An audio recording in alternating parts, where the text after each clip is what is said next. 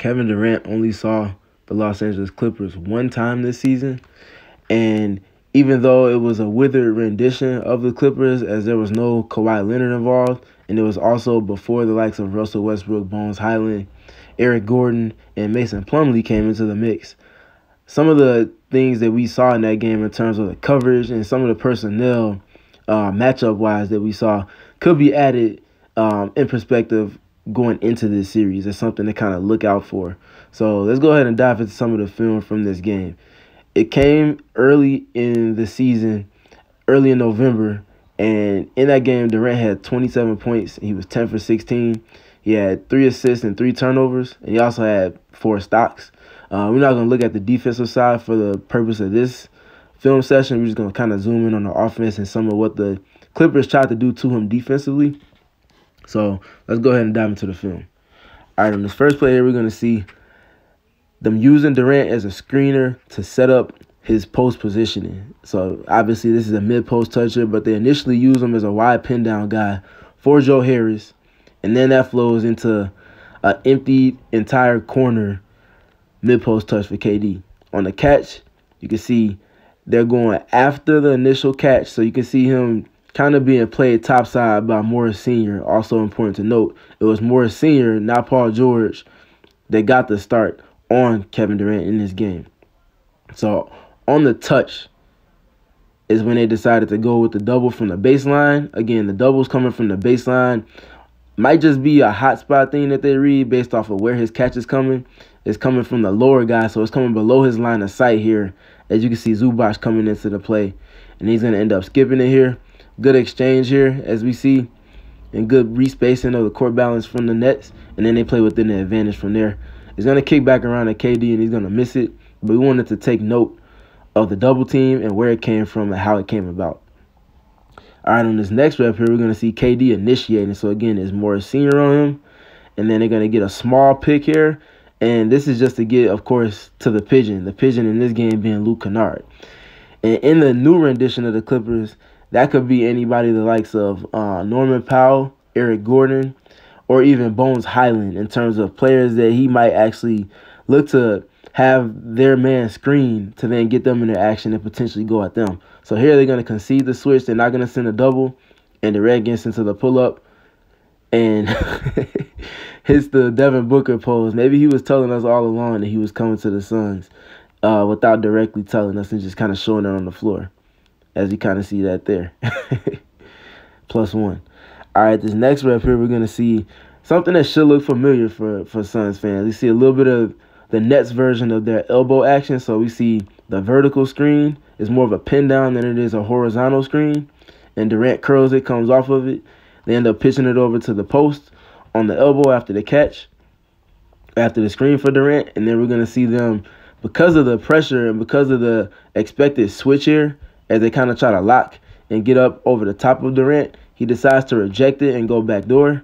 And then just like with the Suns, it kind of flows into a little bit of Chicago action.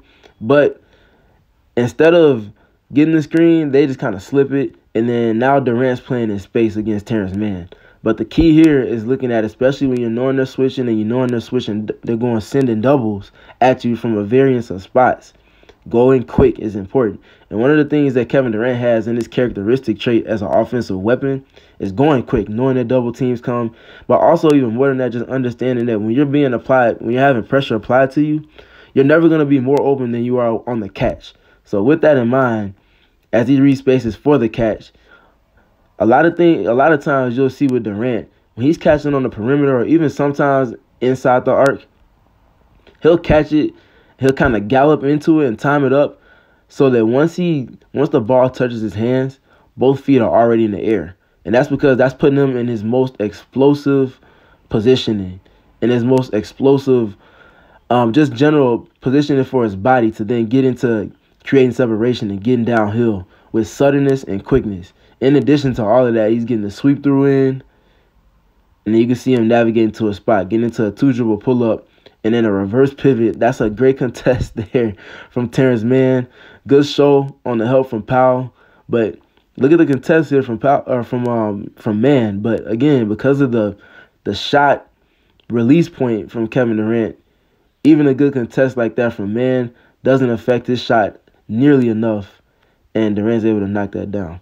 And that's the shot he's knocking down at 50% off of pull-ups, off of 2 dribbles from Durant as a Sun. And then here we're going to see, again, you see the heavy denial here on the perimeter from the Clippers. This is something that you should get used to, because that's going to be DeAndre Ayton being jammed like this, as well as obviously Kevin Durant being jammed on the catch as well from Terrence Mann. And again, we talked about the catch point on the last play. They try to get the switch here. Again, the Clippers are not conceding it easily. You have to actually set the screen and use the screen for them to switch more often than not. Nonetheless, we got Kevin Durant one-on-one in isolation. They've emptied the entire left side of the floor here. That entire corner is empty. And all of that doesn't really even matter, just because of, again, the stature differential. He gets Terrence Mann on his back heels. And then, again, the suddenness from Durant. Gets into that pull-up with the left hand. And that's money. Easy money. And then here's another rep that really stands out. So with the Clippers trying to apply pressure, as we see now the third defender, and it's just the second quarter, guarding Durant. This time it's Paul George. They're trying to push him off his mark when he's trying to get into these elbow, mid-post, and low-post touches.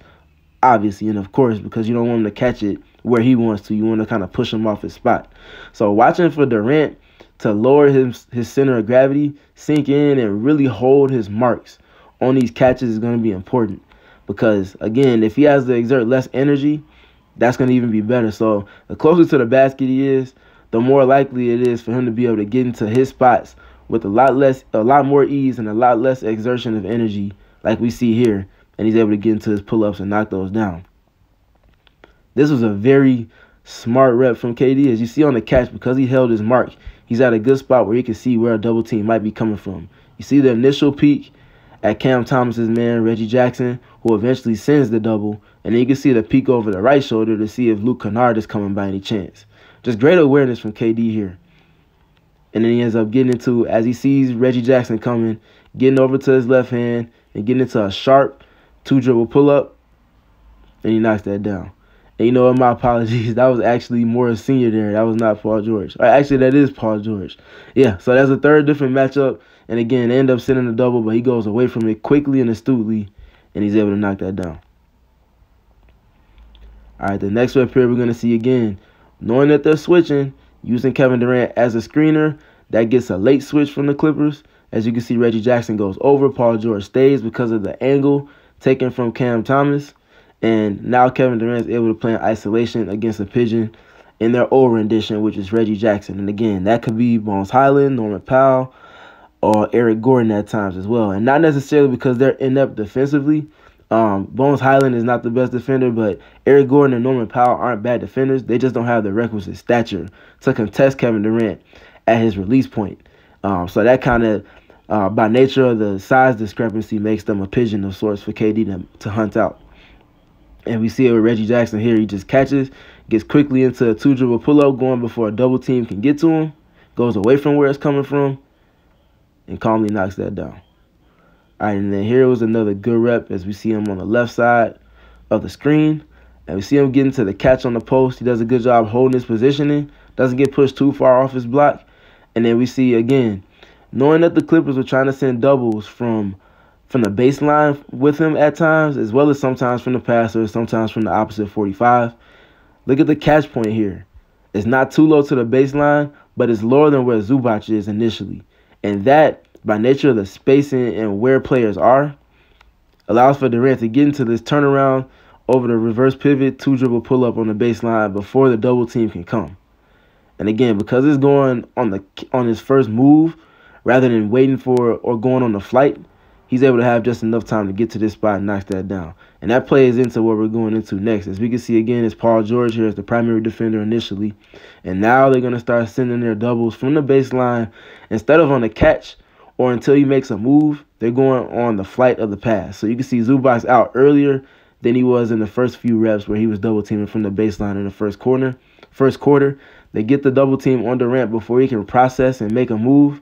And they get the pressure on him, and that ends up being a turnover. And then on this next rep, we're going to see a little bit of the same.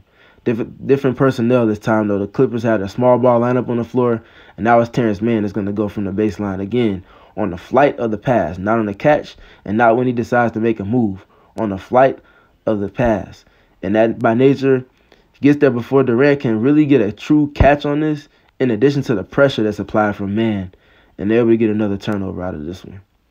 And then here again, another set that should look familiar.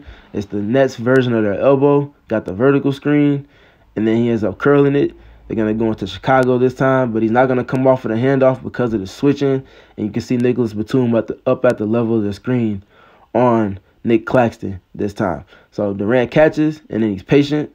And then we're going to see him just assessing the defense, seeing where the double team might be coming from. You can see it there. It pings back around to him, and again, catches, goes quick, and just knocks down just a very, very tough shot. A shot that he's one of one in terms of getting off. Being at 7 feet, being at like 7'3" on his release, it just makes him different and makes him difficult to defend. And he's able to get them out of trouble there.